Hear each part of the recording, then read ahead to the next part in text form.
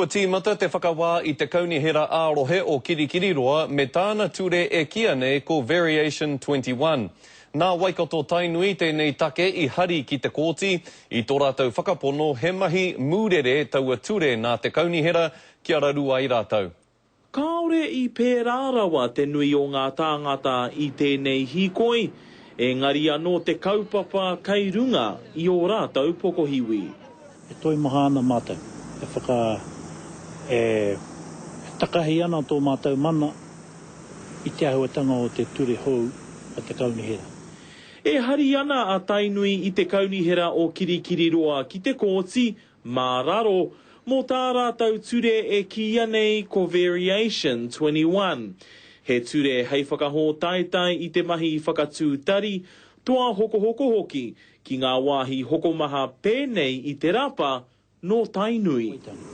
Me kōrero ātinana rātou, te kaunihera kia mātou, kia Waikato Tainui, ki hai e nā mahi I tutuki. We're spending $100 million on the mall, but we're also intending to build other facilities, such as a comprehensive health facility, offices, further specialty retail, a hotel, possibly some training facilities. Kei te ki te koutou e haere toniwana ngā mahi hanga hokomaha I te rapa. Engari, nā enei toa kua oti ke te whakatū, kua piki ke te uara o tēnei wāhi ki te kotahi rau e whātekau miriona tāra. He moni e nā kua tangohia I te pokapū o te taone o Kirikiriroa. E ai ki te kaunihera ko te tikanga o te ture, kia mau tonua I te ātāhua o te taone.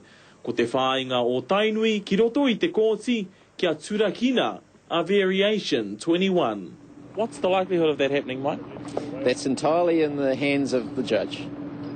Mātou, ki te kore oti ai konei, he hurahi anō. E kore tēnei iwi, e ngoi kore ki te whawhai te kaupapa nei, kia tutuki I runga I tō mātou e hi ana. Ki te ea ngā manako o Tainui, ka haurua nuaiho te nui o te hokomaha o Sylvia Park, kei tāmaki ki tō tēnei nā I te rapa. A pōpō mutu ai ngā whakawā I te kōti, ki Ngikiriona, te karere.